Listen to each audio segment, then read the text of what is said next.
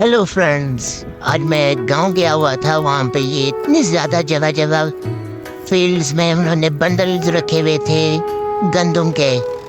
कटाई हो रही है आजकल। और ये फिर मैंने उधर थ्रेशर देखा जहाँ पे वो इसकी क्रॉप गंदम की को अलग करते हैं गंदम से। और ये देखें, इसमें ये बड़ी मेहनत का काम था, बड़ी डस्ट थी उधर, बड़ी हीट थी। ये देखें, ये नीचे से साफ गंदम जो है वो बैग में डाल रहे हैं।